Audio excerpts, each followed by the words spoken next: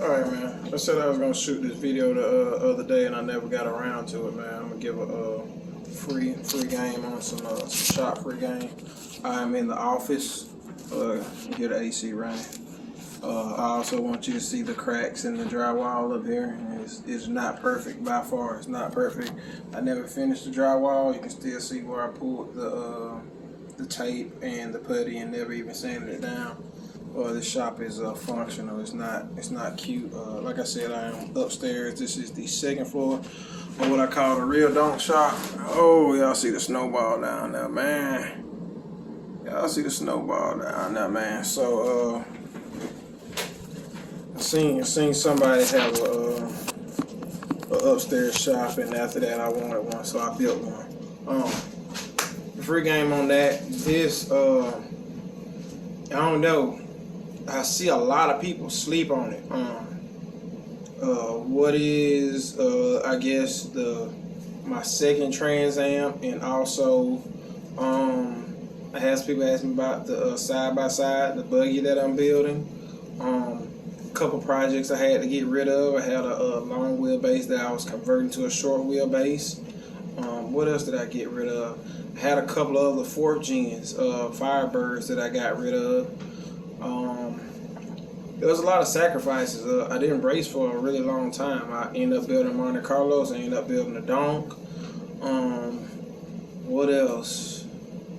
Also, this Camaro here, you know, that whole process, you know, with it could have came sooner.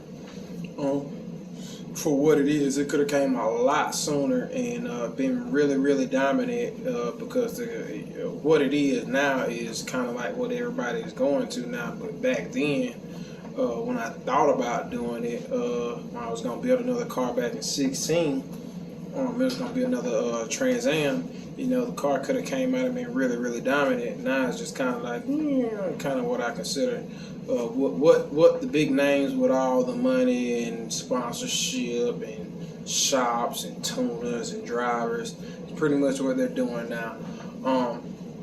But I looked at a situation where I really I have limited help. I do like 95% of the stuff I do, I have zero help. If somebody, can you call it help? It's still help, but like I'm at a point now to where it's just like, if you come do anything, like I'm paying, you're not coming over here doing nothing for free. It's just it's just not gonna happen. I appreciate it that much. Like, I'm gonna give you some gas money or something. I don't want nobody to come over here and do nothing for free. Cause I'm at that point in my life now, you know, working for myself, understanding the time and how valuable it is. You know, I'm not doing anything for free. So that being said, the help that I do get, I really appreciate it, man, because doing stuff by yourself. It is hard, man. It is hard. Shout out to Dez and Stedman and their team. And when I say, I don't mean it to be belittling at all. But they have a small team, but it works. You know, it works. Everybody is accountable for something over there, and you know, I look at what they got, and you know, then I look at, you know, what the big dogs have. I'm like, man, if I had some stuff like that, boy, I'll take some stuff to a totally different level. I really would, man. Once again, shout out to Dre. Dre helped me with this small shop, and you know, after that, he helped me a lot with this big shop. Also, my little cousin Jay helped me with this big shop here. I feel like they tell you the same thing, man. I was working a full-time job. I was working full-time. We call it 9 to 5. It really ended up being probably a 7:30 to 5, and then I did AC calls after that while I was trying to build this. So I ended up building this thing. It didn't matter if it was 90-degree nights or if it was 25-degree nights. I was out here working, throwing up boards, building this shop. And that's what it took, because I saw building a donk and building a Monte Carlos. You know, building a car outside ain't no fun. It can be done, without a doubt. It can. The Firebird got built outside. A lot of this Camaro got built outside. Monte Carlos got built outside. Don't got built outside. Two Don'ts got built outside. Long wheelbase, short wheelbase, it got built outside. You know, I've done it outside. It can be done. But in the grand scheme of things, if you could ever put something over your head that you don't have to chase a light around to see, it is life changing as far as the progress you can make. Also, doing the fab work that I was doing and putting this stuff in and not having to worry about it rust because it's sitting outside. Doing the fab work outside, and I remember one night the plasma cutter got left outside. It was snow on it the next morning. It's like that's how cold it was when we was out there working on it, you know. So it's like being inside the shop, you don't have to worry about the windshield. You know, I got air conditioning, I got heat now. It is life changing. Oh, I don't want to go out there, it's so cold. Oh, I don't want to go out there, it's so hot. Being able to build that stuff, it will. You'll thank yourself later. At the time, I didn't see it, and a lot of people also didn't see it neither. They was just like, what Tim do with his car? Tim don't have a car. He just here on the 4-wheeler. That's all I could afford. That's what it is. I'm not, look, I'm not one of these cappers, man. I'm not here to cap. I ain't have it. I didn't. All I could do was sell everything I had, start working on a bunch of cars, and buy a 4-wheeler, you know? And that was it. That's all I could do. That's all I took to the car shows was a 4-wheeler. I couldn't stand nothing else.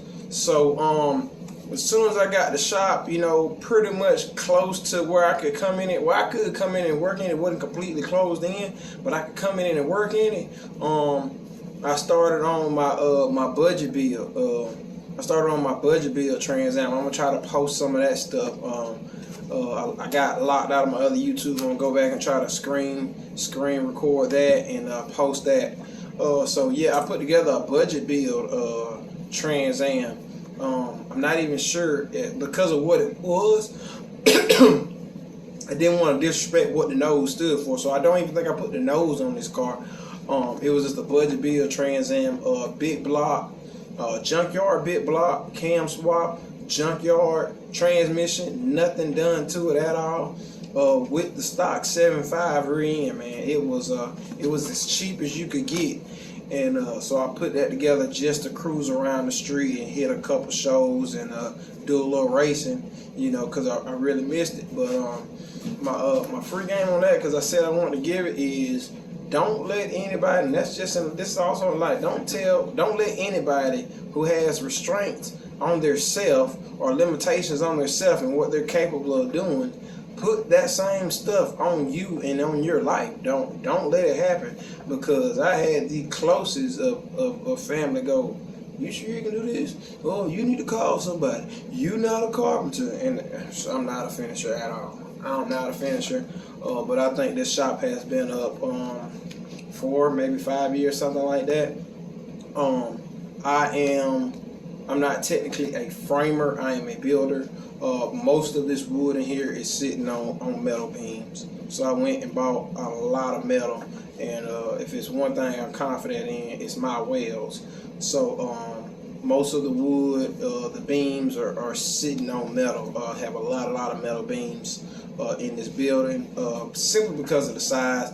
The small shop out back, that is a 16, I think, a 16 by 15 or 14. The only metal in there is for my motor puller. I have a motor puller to get motors on and off the back of a truck. So that is metal, but it's not tied into the shop. I probably should tie it in the shop. It'd be a lot more sturdy, but it's just not. So for something that you thinking about getting started into, especially as high as metal is and stuff like that, if you want to build a wood shop, man, I have not priced wood, but this is my free game to get you started. Scratch. I'm not gonna say scratch. Scratch what you think you know. Understand what you know, and then understand, hey, there's some stuff I don't know. You got known knowns and unknown knowns. You know, stuff you don't know that you know, and then you got stuff that you know that you don't know. I kind of knew some framework, but I knew metal. So I was like, hey, I need to put a lot of metal in here and end up bracing this wood into this metal. What I did not realize when I started building this was not to say, oh, how I came up with my length was I went and measured a 40-foot gooseneck trailer. I said, hey, I want to be able to park a 40-foot gooseneck trailer in here with both of my cars, okay, and close the door. That's what I want to be able to do. You know what I'm saying? Or hey, I want to be able to pull a dually in here with a trailer, you know, with a car on the back of it and close my door. And that's how I came up with my measurement. That's not the correct way to come up with your measurements. Okay. Understanding how wood is cut, everything needs to be on 8, 16s, you know, 24s, stuff like that, because that's how the wood's coming. The wood's coming 16-1, it's coming 8-1. The drywall is coming 8x4. It's on 8s, you know, it's on 4s. So that being said, it's like, man, if you want to make some stuff really simple, okay, hey, look, your walls need to be 8s or they need to be 16s. Why? Because you save so much material. The same thing with the length. If you build a wall that's 16 and now you only got to cut 1 inch of wood off, at the end of this project, man, the waste is such a minimum. You know, telling how many hundreds of dollars you'll save. So that's the biggest thing that I didn't know that I know now, which I will be building another shop, and I'll try to show that also. I'm gonna be building another shop at another location. I'm gonna be keeping it to a minimum. The goal for this shop is kind of big here. The goal for this next shop is to build a 1 car. To be able to have 1 car in here to work on, but be able to store 2 cars. I can put one on the lift and let it up and park another one up under, and then just have a small work area next to it. That's the plan for this garage, and just having it in with a lift, because I see it. A lift takes up a lot of space when you're not using it. It just does. It just takes up a lot of space when you're not using it. So I do have I have pads in this shop for a lift. I said I was gonna put a lift in here, and just looking at it, I'm like, I think I like all my space. I just really do. I really think I'm gonna end up building another shop just to put a lift in it, because I don't think I'm gonna use a lift. I don't plan on going through that many transmissions, and I don't plan on swapping tires that much to where I can't just use a jack. I don't really plan, but when you need a lift, you need a lift. That's a fact. So your first shop, I can't even really start to say. I mean, I don't know. The price of a lift could equate to a lot of wood and concrete. Concrete is very expensive right now. It just is. It just is. No ifs, ands, or buts about it. I had to show that process, man. That right there is not really a complicated process as far as doing the dirt work or whatnot. But seeing it is a lot easier than me trying to explain how to do the dirt work and put a concrete and everything. But for a situation like a shop, it is well worth it to pour the concrete yourself, because if you spend, I don't know, when I did my driveway, I think I spent something like $1,600. If I was to get somebody to frame that up and finish it, it was going to cost me another $1,600 to get my driveway done. So it was the same thing with this shop here, which it would be way more expensive now because concrete is so high. Back then it was probably $1,000, $2,000. It was probably about $3,000 for me to get the concrete on this one here. My back one is actually wood. I actually wooded the floor because there was no cars coming in. I knew it was going to be strictly motors, so I saved the money and just did wood. On this one here, if I paid $3,000 to get concrete, it was going to cost me $3,500 to get it all finished. I bought a float for maybe, I don't know, $200, a really good float, magnesium. float that twists. You can pull and push with it, and after that, just some 1-bys and framed it up, and a couple of dirt rakes, a broom, you know, like the concrete stuff. And now it's like when my buddies get ready to do concrete, it's just like, okay, here you go, boom, I'll let you use it. Oh, you gonna do it? Okay, boom, here you go, I'll let you use it. And I just loan it out, you know. And as I do other concrete jobs, I use it so it pays for itself rather than paying somebody. Of course, if you was doing something like a house slab, that's totally different. You need to call a professional in to do that. But for something like a shop that, you know, you just need something hard and pretty flat and kind of even to work on, do it yourself. Save the money. I'm saying the same thing with the framework on these shops. Do it yourself. Save the money. Like I said, build it on 8, 16s, 24s. Understanding that, hey, I'm gonna come back, I'm gonna want to put drywall up or plywood up, and it's all coming 8x4, and that'll keep you from having to cut anything. The cutting is the worst part of the framing. It just is. If it's built on 16s and every 2x4 that you got, you go ahead and just cut an inch off of it before you walk over there. You don't have to take any measurements. It will go up so fast. Like I said, me not paying attention to that, I end up having a whole bunch of waste because I might have to add on, I don't know, 7 foot to something off of a 16 2x4. You know, off of that, I'm gonna lose. You know, I done lost 2 foot. What I'm gonna do with a 2 foot board? Okay, well, I gotta try to use it and come back here to brace something. But you know, that might need to be 2.5 or 3 foot. You know, so you end up having a bunch of waste. So that's the biggest part of putting a shop up for yourself, and understanding investments and understanding it's an investment in yourself, because there's some projects that I could have got done so much faster if I wasn't fighting with the rain. You know, the Monte Carlo's one, the Donkeys the other.